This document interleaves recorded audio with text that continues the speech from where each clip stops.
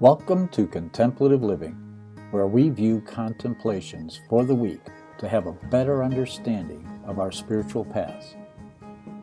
This is Contemplative Living with Dave Bennett, contemplations and reflective meditations.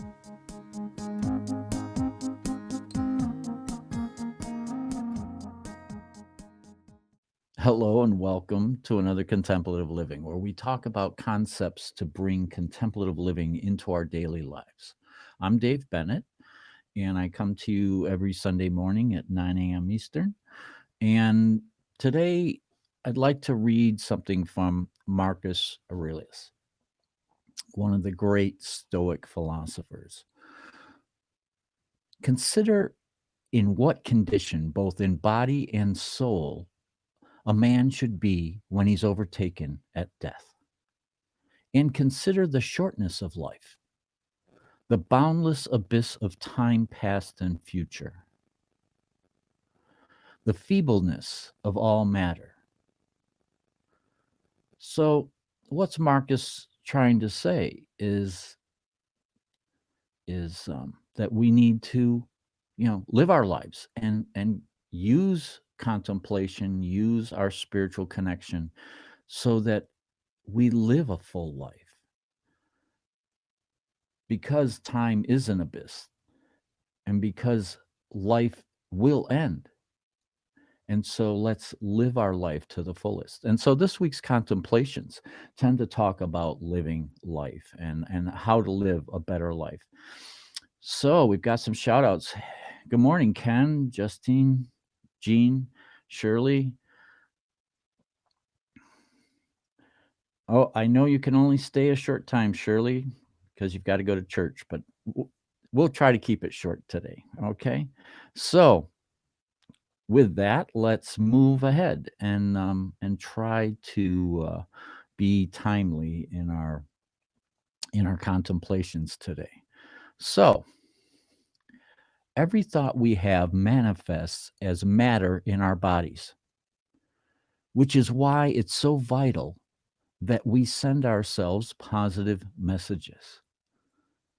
Now, isn't that true? I mean, if we're trying to live a better life, wouldn't it be best if we tell ourselves how to live positively, how to bring gratitude, how to be mindful of the moments, and to bring that into our life with positive messages that empower us and allow us to be fully present in who we are, bring our essence into everything that we do.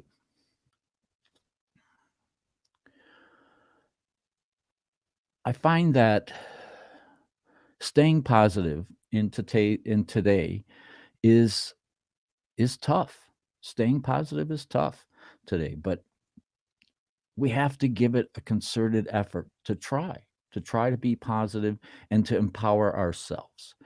How can we help others if we're not being helped? And the best way to help ourselves is to gift ourselves some things that raise our energy, that raises our empowerment. So it's vital that we send out positive messages, because as we do that, we tend to then be more, it becomes a habit.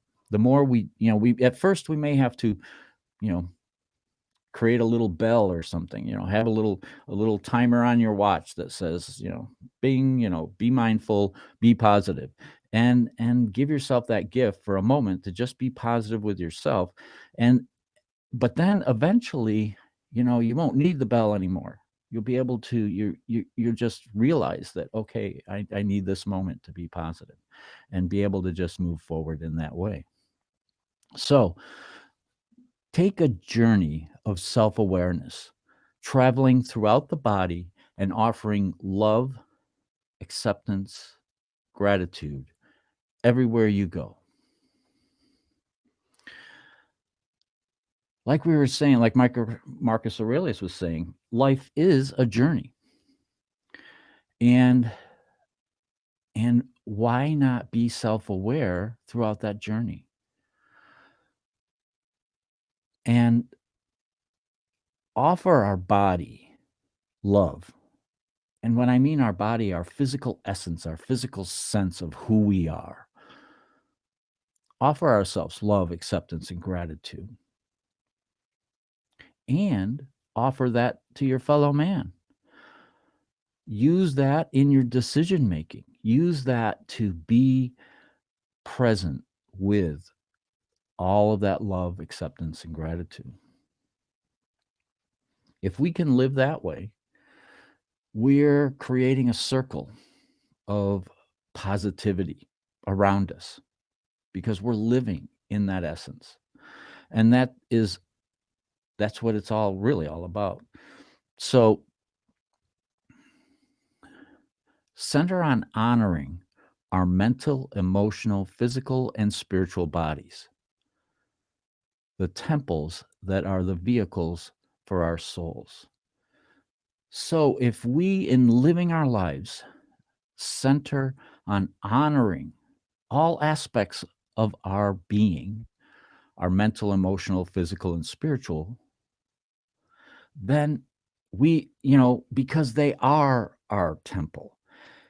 Unfortunately, in this physical life, this is the body that we have, but we have to honor its existence. We have to honor where it is in life. Now, a lot of times we can be caught up in circumstances that we don't approve, but maintaining that higher ideal of our emotional, physical, and spiritual bodies, keeping our mental faculties sharp, allows us to move beyond the circumstances, allows us to raise above the circumstances. By treating our essence, our being, who we are as temples, we communicate with our higher sense, our soul.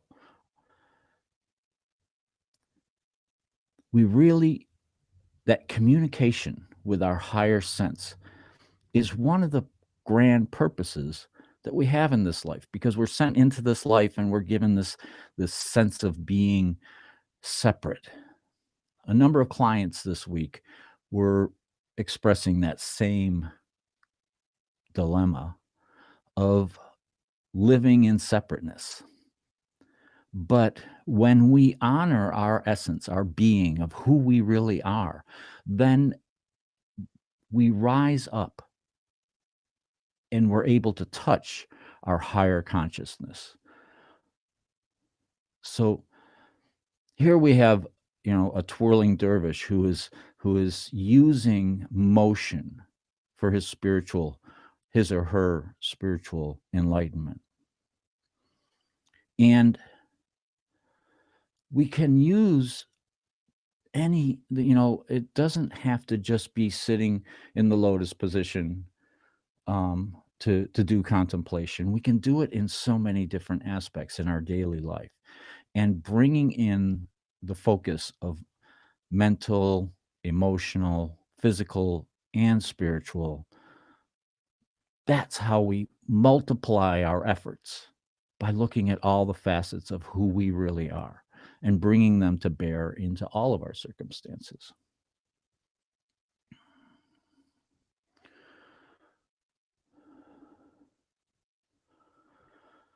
So, even if we do all of that, we stumble. So, even though we stumble, when some thought or with, okay, let's start over again. Even though we stumble with some thought and effort, we can create an environment that supports us to feel positive and alive. So, we're talking about positivity, bringing that positivity into our daily life. But, we stumble. We stumble and we fall because we're human. We're fallible human beings.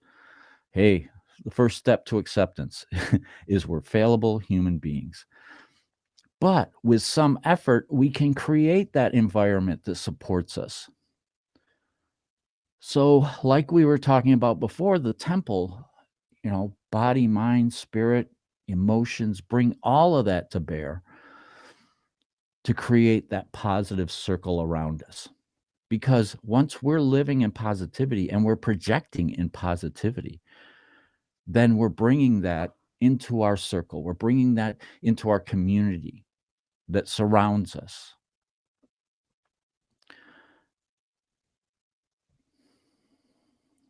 Now, to make compassion effective in bringing change, we need to take action. It's one thing to think about it, and contemplation is one of those types of meditations where we expand our consciousness and we think about everything. But then we have to take action. We have to take action because without action, compassion has no power. It has no teeth. It can't dig into the situation and relieve any suffering. We need to take action. To stand by idly is an improper use of our positivity. So don't fear sharing your compassion. Don't fear having it, keeping it. Keeping it to ourselves is not the way to be. We need to move forward. Um, I'm trying to think of, oh gosh, I can't think of his name right now. But anyway, he created Compassion in Action, CIA, which I really think the acronym really blows my mind. But anyway, CIA, Compassion in Action. In other words, let's get off our duff. Let's move and create that. And that's part of that positivity, projecting that positivity in our lives so that we're, bringing it out and using it. I mean, how does change really happen? It happens when we move forward. Now, awareness is a light of insight and understanding. But let's break that down a little bit more. Awareness is a light. It's a beacon of insight and understanding, giving us the strength of our convictions as well as the lightness of heart.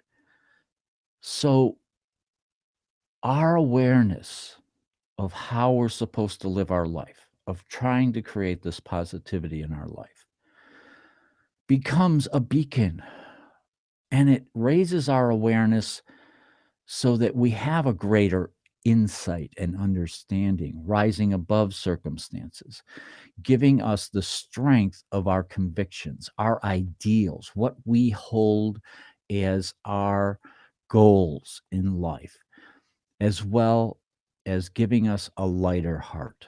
When we live in positivity, it lightens our heart. It allows us to be joyful and to bring that into, boy, we're spirit keeps wanting to say bring it to bear, bring it to bear. But anyway, to bring all of that into our daily living. So it's easy to lose sight of that, So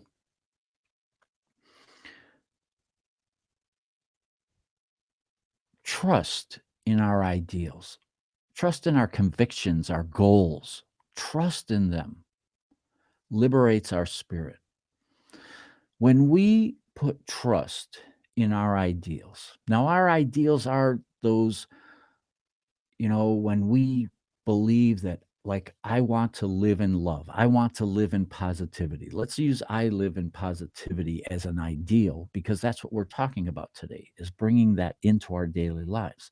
So we know we can't possibly do it all the time because we're human. So it's an ideal, it's a conviction, it's a goal.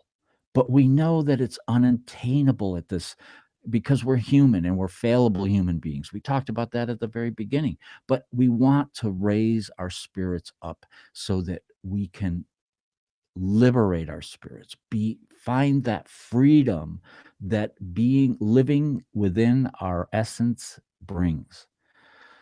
When we can live within our essence and trust the ideals, the convictions that we have, the universe is there and it's listening to us. And when we're living in positivity, it's going to enforce positivity. When we're living in doubt, it's going to enforce doubt. So we want to trust our ideals and wrap ourselves around with those ideals. You know, we want to create change, then put on the ideal that we want to see as our change. And that will liberate us so that everything that we do is going to be working toward that. Wouldn't it be nice if we could affect change that quickly? But we have to also recognize that change moves slowly. That's what Marcus Aurelius was talking about. Time is an abyss. It takes time to really create change in a community. But how do you start? You start with yourself, and then you begin to project that in your everyday dealings. And then you begin to bring that into your community and beyond. And once you bring it into your community, you gather with friends, you create a force, a movement, and you move forward. So you can see that takes time and it takes patience. So I ask you to be gentle with yourself, be patient with yourself, and enjoy your weeks. Live in positivity and love.